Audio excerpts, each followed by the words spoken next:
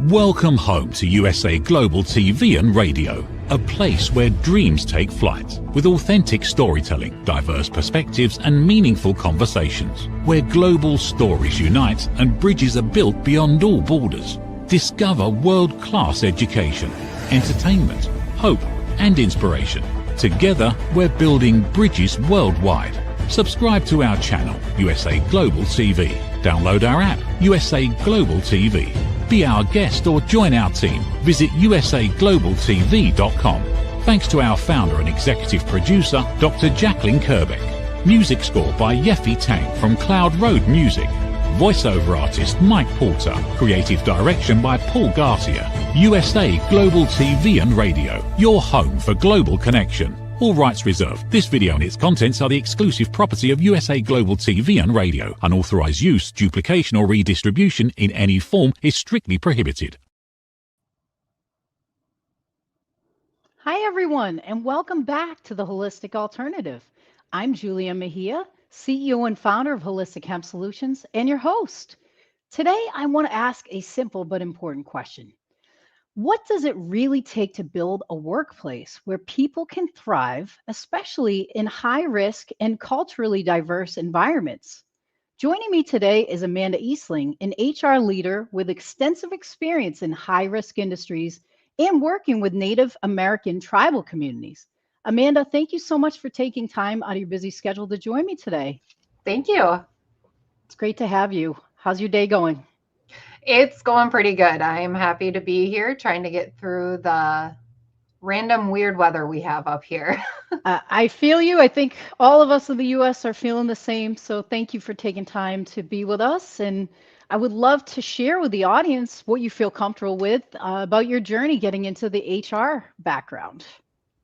Yeah, I have been in the human resource industry for around 8 years now. I found that the job kind of fell in my lap. And I enjoy it. I enjoy creating policies and procedures.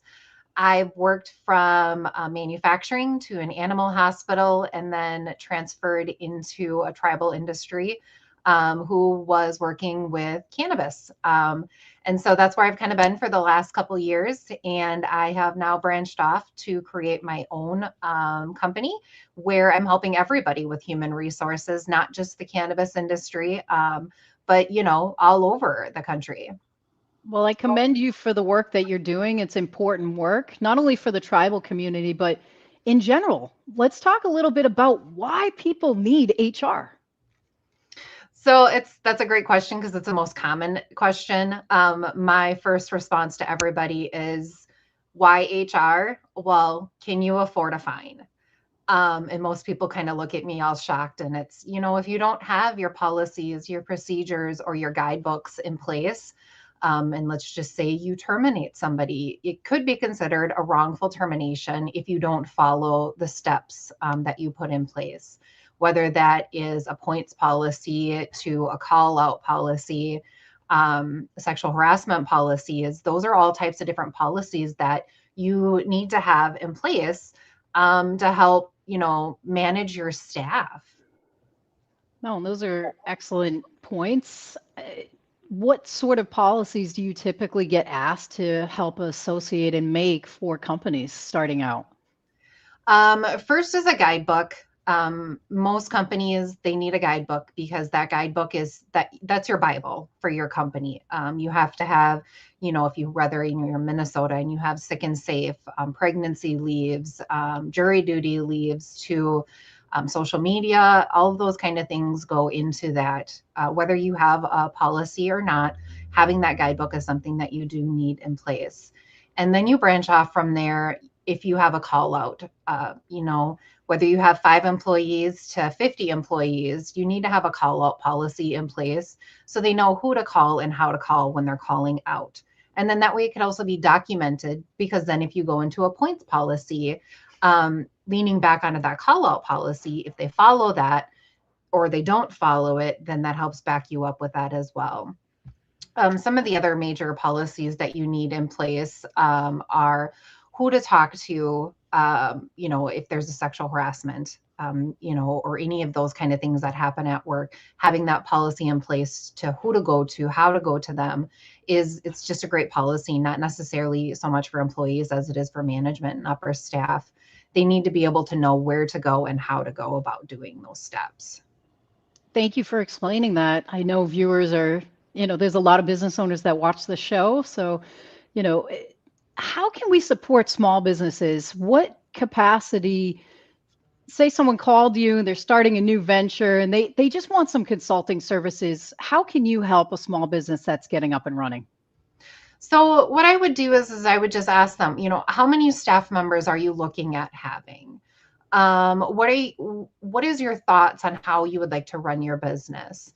I have a business who doesn't want any micromanaging whatsoever. So there's no call out policy. There's no points procedure. There's no first step, second steps, termination. Like they want complete hands off with their staff.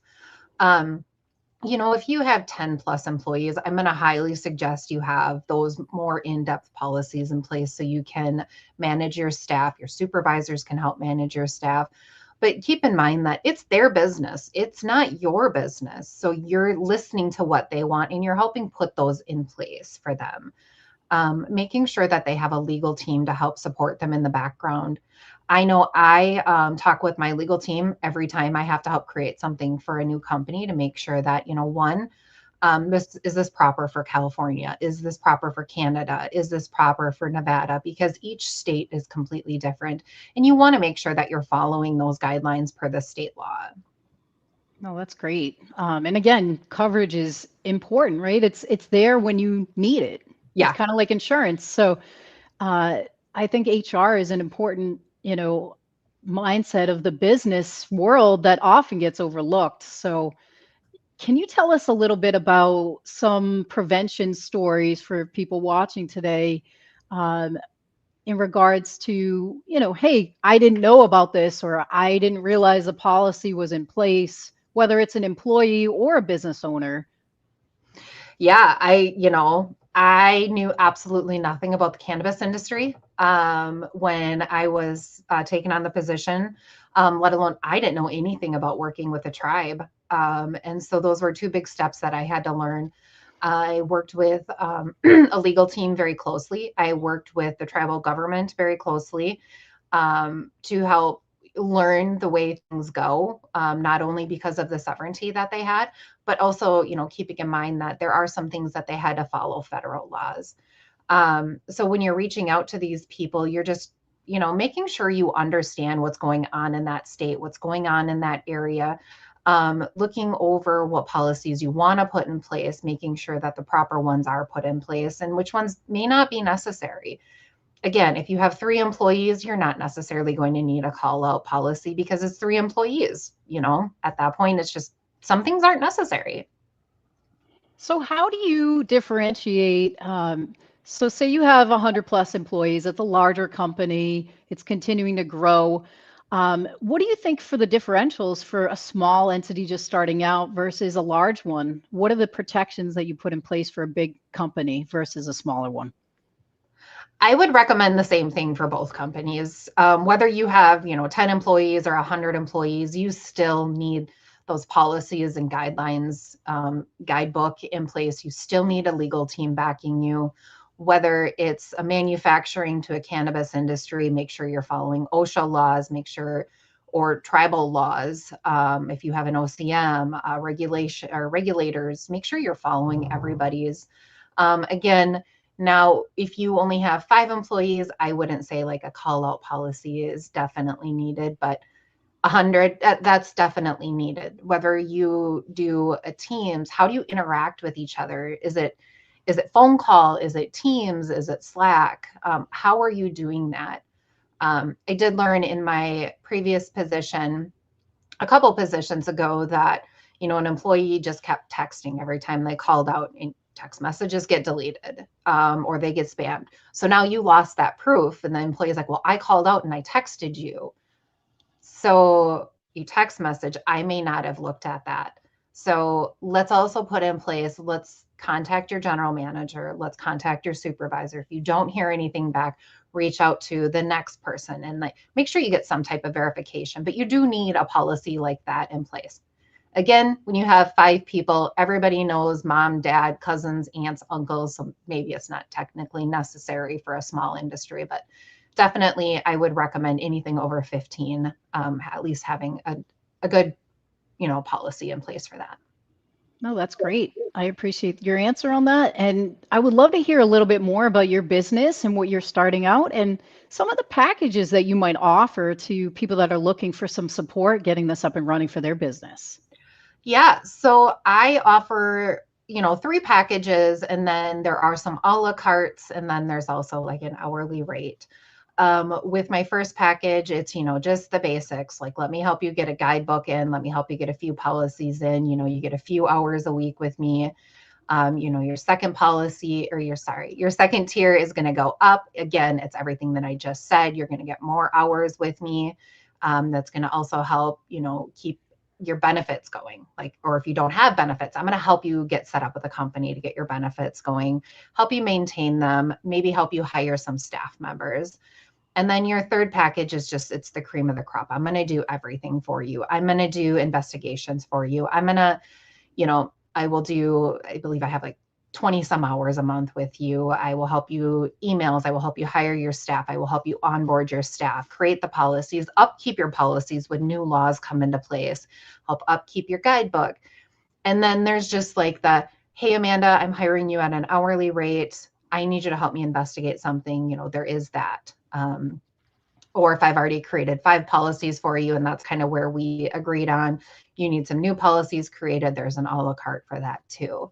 So each tier does have something different, and it also could be tailored to you. So while it's like, maybe you don't need this, but you need this, we can talk about it. We can move things around. I'm pretty easygoing. I don't necessarily have anything set in stone until we sign the contract. But even then, it's one-offs here and there. I'm happy to help anybody. I have learned over the last few years that the HR is definitely overlooked. There are a lot of companies out there who don't necessarily believe they need human resources or understand really what human resources does for them. They think that they're just the big mean person that comes in and fires people and writes people up. I can let you know, I actually don't do that at all. I make the managers do all of that because they are the ones that spend the day with you. I don't. So they know what you're doing. They know the rights from wrong. And the person that they're doing it to knows you better than I know you. So I would like to, personally for me, I keep the human resources a human resource. And I'm the person you come to when you want to learn, you want to grow, you want a roadmap, or you have a personal issue at home that you want to talk about and help figure out. I'm also a lending ear. So I help with that as well. No, that's wonderful. And those are important services that everybody needs. And you brought up a really excellent point that you're continually like monitoring new laws, regulations, changes. Let's talk a little bit about high risk industries and some of your work with that, because I know that's a forever changing landscape. Yeah, I mean, we'll take the cannabinoid industry or cannabis industry right now. It is consistently changing, whether it's a federal law or a state law or a new tribal. If you're in the tribal industry, you're definitely changing things around consistently within your tribal industry. And for me, it's constantly, signing up for newsletters, doing webinars, doing seminars, doing conferences, reaching out to your legal department because they know everything that's going on, or your tribal lawyer or your, whatever it is, it's constantly staying up to date. And again, in the cannabis industry, it's consistently changing. Whatever our president has decided to change this week may be completely changed 6 months from now. So making sure you're staying on top of that. And then you need to turn around and train your team. I recommend always changing your guidebook and your policies January 1st and July 1st, because those are the dates that new laws do come into place. And then if it's a big, huge change, you take your team, your management team and your supervisory team, and you train them. This is the new law that came out, guys. Let's talk about it. Let's digest it, and let's ask questions about it, so we can figure out what's going on and how we can teach our staff that this changed. Oh, that's wonderful. And I know I don't want to divulge too far into your NDA and stuff. I know you can only say certain things about the tribes you've worked with. Do you care to share a little bit about the tribe that you work with in Minnesota and how you were able to support other tribes throughout the nation? Yeah, the tribe that I worked for was an absolutely amazing tribe. Everybody was great. They were super friendly, loved the legal team. They were like my right hand, constantly texting them, asking them all kinds of different questions. And then through them, I was able to work. They had a contract company, and the contract company was, helping me meet other people to where I was able to do seminars. I worked a lot with the ICIA with Mary Jane Oatman and Rob Pierre. So I was able to do a lunch and learn with Mary Jane, a couple of them. I worked with, met Dale Sky Jones from Oaksterdam, formed a great relationship with her. She had a panel at MJ BizCom, and I just kind of joined in with her on that for a quick minute. But she's been a great help on everything. And so within that, going to these different things, I've been able to meet different tribes and form relationships with them. There's a couple tribes in Minnesota where I have grown to have great relationships. I've even got a relationship with a tribe up in Canada, Nevada, California. So it's been great. The tribal industry it's honestly a great industry to work in. No, I couldn't agree more. And they need the most support, Yes. given everything that they've been throughout the course of history. It's important. Sovereignty is important for them. So I think that's wonderful that they're getting, an advocate to help with everything. So that's wonderful. It's important work you're doing. So thank you. Thank you. So in regards to like normal businesses and other high risk industry, what other industries have you worked with? I know cannabis is one. I mean, have you had any experience like in the biotech industry or any of the other high risk industries like the gaming industry? Nope, I haven't. Before this position with the tribe, I worked for an animal emergency hospital. Okay. So I was the only human resource over 400 people where we had oncology, radiology. I mean, it was a huge hospital building. Wow. I did have a COO who helped me with the human resource side. And before that, I was working for a manufacturing company who produced walk-in coolers for like Jersey Mike's and McDonald's and stuff like that. So I wouldn't say super high risk industry outside of the tribal industry. Great. So what is a good client for you in regards to businesses that you're looking to collaborate with? We know you have some beautiful experience in some capacity, but who's an excellent client that you're really looking to engage with? I like the easygoing. I mean, I love everybody. I mean, I'm here to help no matter what the end of the day comes out. Sorry, that was kind of tongue twisted there. Tongue twisted. It's Monday. I'm willing to help anybody that needs help. I won't pick and choose which one I like better. But I do enjoy the easygoing, laid back, is willing to make changes. I also love the people who put their foot down. Because those people are even more fun to push and be like, okay, I understand, but now let's look at what has to happen and explain to them and then be like, oh, okay. So I love both sides of the industry. No, that's great. I think it's a huge industry and it's important, for a number of facets. I think too, a lot of people don't, grasp the concept of, hey, HR also helps with, some of the compliance. The compliance aspect is a huge thing. And again, in our industry with ever-changing laws and regulations, both on a state and federal level, it's, is that something that you have to oversee constantly, like for, cannabis companies that you're working with? Yeah, it's a daily thing, consistently overseeing it. So have you encountered any new challenges with the new rescheduling of Schedule 3 for any of the work that you've been doing? I haven't. For the most part, when it comes to human resources, we don't change a lot. Um, whatever has to happen inside a grow facility or outdoor grow or whatever it is, that's on that. Human resources mostly does the human side of it. So I'm updating policies, procedures, and guidebooks and making sure the staff is showing up on time or hiring new staff or making the insurances proper, work comp is proper. But with the rescheduling, it honestly doesn't affect me at all. Good. No, that's great. I'm glad to hear that. And another question I ask a lot of guests, how did you get into supporting cannabinoid science in the space? It was just a random fluke. I applied. I said, well, let me try this out. It's something new, something I haven't done. I applied.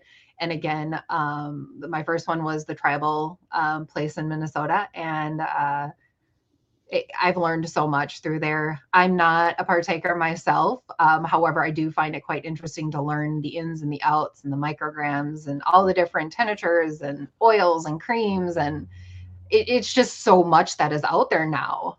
So it's been fun to learn a lot about it. Yeah, it's definitely a whole new world of comparability, right? From, freezing units to cannabinoid science, it's definitely different. Um, where do you see the industry and HR going in the future as far as, for high risk, human resources? Where do you see it going?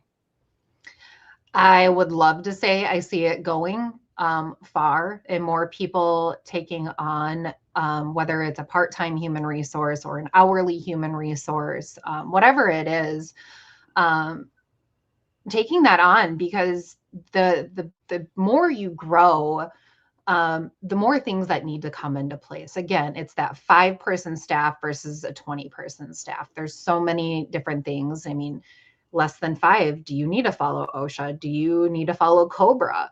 Once you get up to 20, once you get up to 50, now there's different things that are coming into place that you need to make sure you're following. And having that human resource person as you grow it's just a smart idea unless you have a legal team that's going to make sure that you're helping follow all of those things. So I would just suggest that if you don't have a legal team, you have human resources. And human resources, it should always follow up with the legal person just to make sure that their documentation is correct and they're not saying anything inaccurate. So yeah, I still see it growing.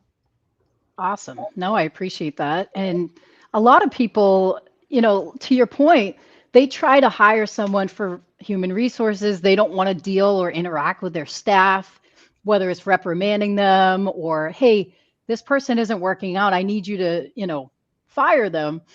How do you coach certain managers, certain owners of the companies to, engage more directly and humanistically with their staff? I basically create the policy that says that this is your job.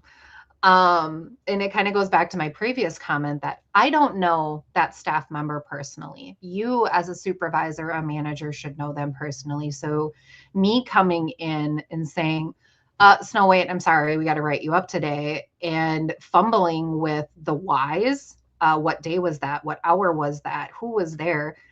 I'm not there. I'm not going to be able to answer all those questions. I mean, I should if the manager sends it to me properly, but it comes from the manager or the supervisor. They can answer those questions a lot better than I can. And they have a more personal relationship with that person. So while human resources comes in, everybody gets scared. They don't want to talk to me and they may freeze up and they may fire up versus a manager sitting down with Snow White and going, hey, look, this is what happened last week. I do have to write you up. You may be able to de-escalate that situation a lot more with a personable person than somebody who's not there all the time. Gotcha. So, I came from a nonprofit background. We'd often have to engage with the staff, but, on the back end, the executive team would always ask for a paper trail. And I'm sure you understand what that means and that. What would you explain to people about, hey, what's the proper documentation to, protecting yourself as an entity? Yeah, that would be, I learned this actually from one of the lawyers I worked with, is making sure you're keeping a staff log. And it's great, and it helped me out so much. But that staff log can be an Excel spreadsheet, person's name, date, notes, and then their name on the bottom tab. And then you could have 100 tabs open on the bottom to find your employee. And, today's date, let's go to Snow White. Snow White, today's date, called in sick. Tomorrow's date, Snow White left work early. I mean, then that's your trail. But also at the same time, keep a Word document as well. Every time, Snow White called in late, she reached out to Rapunzel, was sick. I mean, then you have a little bit more details. You could also put those details into your spreadsheet. But if you need more room, I recommend that Word document. And then also that way, put it in their personnel file. It's something you can always go back to. It is a paper trail. Depending on what state you're in, I would not do a progressive policy. And that's just my opinion. You work with your own company the way you want to work with your own company or your legal team. Being an at-will state, if you say that you're following a progressive policy, you're going to want to follow that progressive policy. You shouldn't want to skip from, oh gosh, Snow White's done this. She was yelling at a customer yesterday. Okay, well, that's a write-up. But did you do the verbal first? Well, Snow White was yelling at a customer again. So now you jump from, well, I just want to terminate her, but you can't because you have that progressive policy. And if you don't follow that, could be considered a wrongful termination because you didn't follow that. Versus we're an at-will state. I'm just going to write you up. Did it again. I'm just going to terminate you. So make sure you're keeping all of those documents. Again, make sure if you have policies in place that you're following them to the T of what you wrote out. So someone that isn't aware of what an at-will state is versus what? Can you explain a little further the differential between the two? Yeah, so in at-will state, and I have to be careful with my words here because I am not a lawyer. First and foremost, I am not a lawyer. An at-will state usually goes along the lines that you can terminate for any reason. Outside of medical reasonings, doctor's notes, those kind of things. If they've got all the proper documentation in place, you really can't terminate them. Always advise talk to a lawyer if you're going to terminate somebody to make sure that you have everything in place to terminate them so it doesn't come back on the company. Now, when it comes to not at-will states, that usually means that there has to be a very good reason. Again, with the progressive policy, you followed all these steps. Again, I want to be careful with my words because I'm not a lawyer. So if you are concerned about most everybody knows if they're an at-will state or a not at-will state, I recommend reaching out to a legal team and have them go more in depth with those explanations.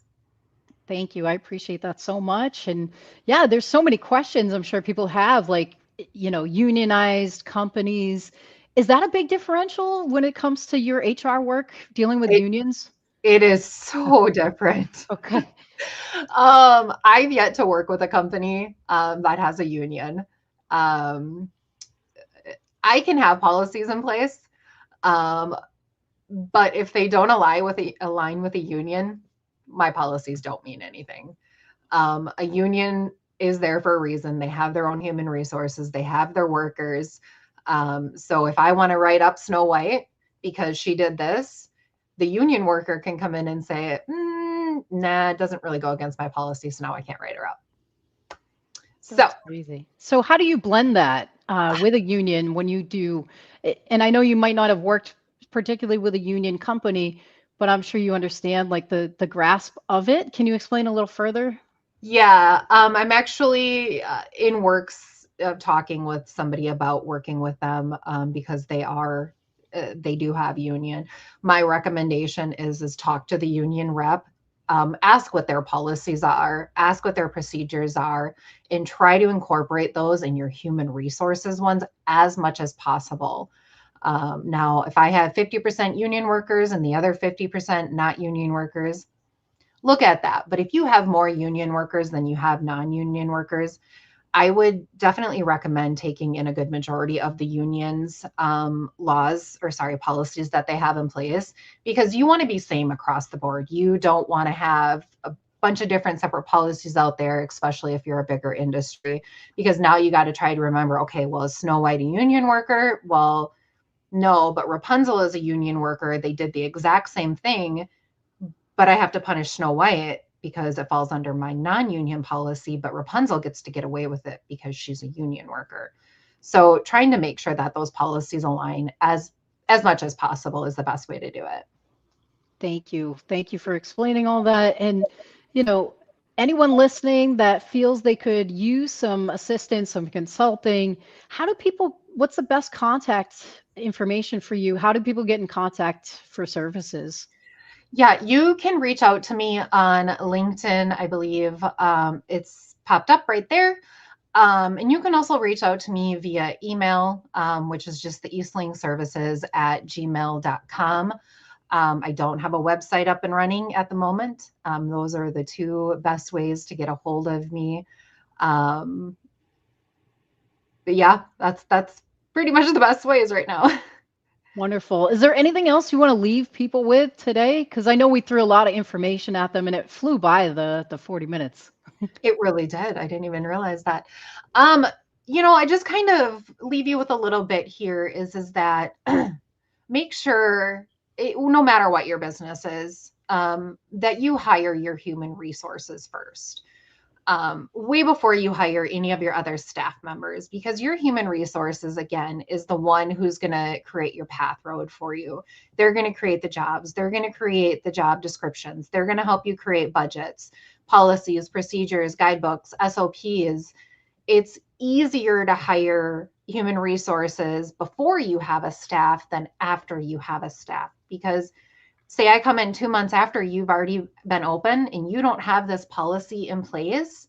Now I'm coming in and I'm the bad guy because I have to force this. You may lose a lot of workers because of that. So I just recommend hiring your human resources first, at least a couple months minimum before you open your doors. No, I think that's a great point, and we really appreciate taking time out of your busy schedule to share everything today. It's important work that you're doing. We appreciate you, and we look forward to hearing more about your business and how it develops. And please let us know what we can do to support. Absolutely. Thank you so much for having me on today. This was a lot of fun. Thank you. Thank you, Amanda. Thank you guys from all over for tuning in today and taking time out of your busy schedule to be with us. We thank USA Global TV and Radio team and Dr. Jacqueline for all the beautiful support. We love you all. Tune in next month for another beautiful segment where we'll discuss some other interesting topics. Thank you guys. Have a beautiful day and rest of the week. Take care. Every great story begins with a vision. At USA Global TV and Radio for years, we've been providing world-class education, entertainment, inspiration, imagination, connections, and hope. Most people don't stay to watch the outro or the credits, but it's the people behind every success, behind every breakthrough, and behind every unforgettable story who matter. The TV show hosts, our guests, our sponsors, our publicists, our production team, our distribution team, our search engine optimization team, and so many more. You're the ones who make the difference. Every great story belongs to the people who bring it to life. Our future looks bright at USA Global TV and Radio, and that's because of you, our loyal fan base all around the world in more than 60 countries. Together, we're making a difference because you matter. USA Global TV and Radio, live streaming to over 60 countries. Voiceover, Dr. Jacqueline Kerbeck. Video production and direction, Paul Garcia. Subscribe to our channel, USA Global TV and Radio on YouTube. Thank you, viewers and listeners of USA Global TV and Radio, for joining us today.